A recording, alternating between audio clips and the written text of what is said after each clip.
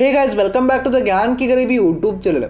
दरअसल दोस्तों, आपने कभी ना कभी रॉकेट लॉन्चेस देखे ही होंगे। या तो आपने उसको लाइव देखा होगा या रिप्ले देखा होगा, या आपने सफल उड़ान देखी होगी या असफल उड़ान देखी होगी। लेकिन आपके मन में एक, आप कह सकते हो, सवाल ज़रूर उठता होगा कि भैया अगर ये सफल होते हैं तो कैसे वैज्ञानिकों को पहले ही पता चलता है कि ये सफल होने वाले हैं, तथा कभी कभी ये असफल हो जाते हैं तो वैज्ञानिक उसको पता कैसे करते हैं कि ये असफल क्यों हुआ। इस वीडियो को ज़रूर देखिए अगर आपके मन में भी ये सवाल आ रहा होगा। दरअसल दोस्तों, वेलकम बैक टू ज्ञान की गरीबी यूट्यूब चैनल। चलिए शुरू करते हैं। बेसिकली अगर हम इसरो की बात करें तो इसरो के पास कई सिम्युलेटर्स है। अगर आपको ये सिम्युलेटर्स क्या है ये पता नहीं होगा तो एक एग्जाम्पल के तौर पर समझिए कि सिम्युलेटर एक गेम टाइप है जिसमें हम खुद के एक क्लाइमेट तथा खुद का एक एनवायरनमेंट दे सकते हो। उसके साथ ही साथ एक आउटपुट पर ये गेम काम करती है। शॉर्ट फॉर्म में बताऊँ तो ये एक गेम ही है, लेकिन ये आउटपुट पर काम करती है। Okay, so let's begin. आपको समझ में आ चुका होगा कि सिम्युलेटर क्या है। अभी हम बात करते हैं PSLV, GSLV तथा GSLV Mark 3।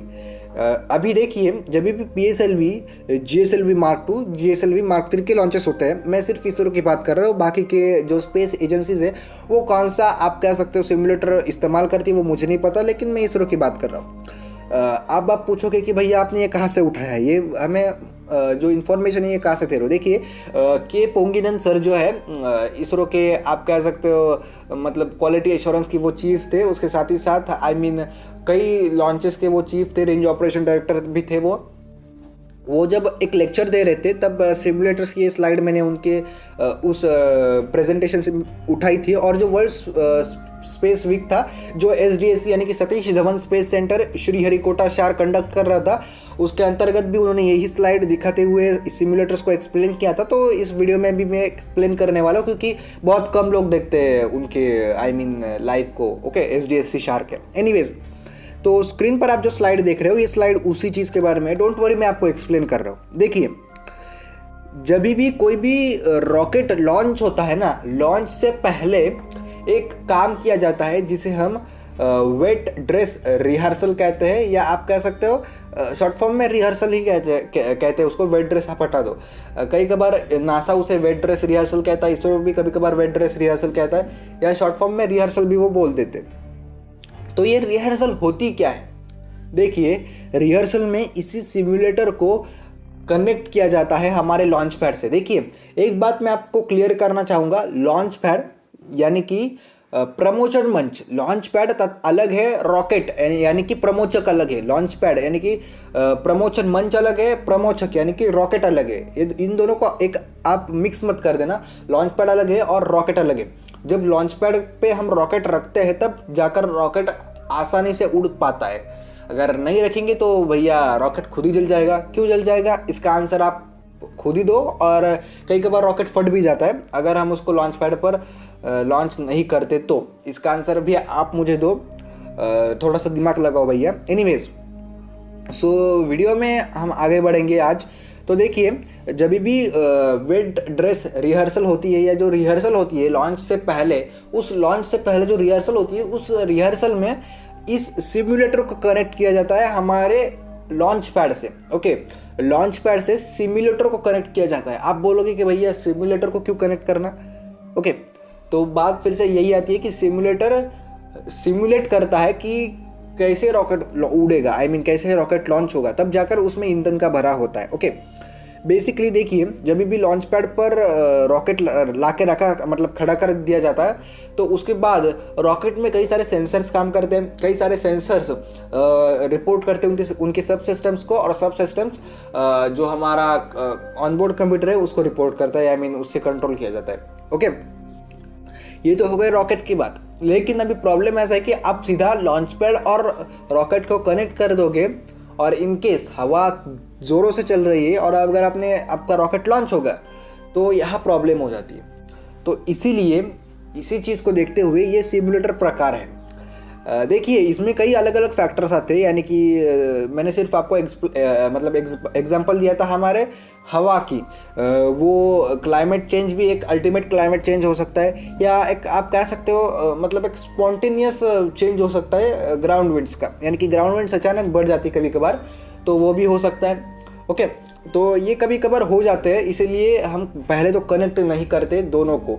देखिए जब भी लॉन्च पैड पर रॉकेट खड़ा कर दिया जाए तो आप ये अम्बिलिकल देखते हो ना, हर बार ऐसा ही नहीं होता कि अम्बिलिकल के द्वारा हम रॉकेट को कनेक्ट करते हैं। कभी कभार हमें उस पर ईंधन भी भरना होता है, तो ईंधन के भी अम्बिलिकल्स होते हैं इसमें, नोट की जाए ये बात। ओके, एनीवेज, तो GSLV मार्क 3 तथा PSLV के जो लॉन्चेस होते हैं ना, तो उनको पहले तो रॉकेट को हम लॉन्च पैड पर ला के खड़ा कर देते, सारे कनेक्शंस पहले ही नहीं करते वो मतलब जस्ट खड़ा कर देते, वो अम्बिलिकल्स कनेक्टेड नहीं होते तब।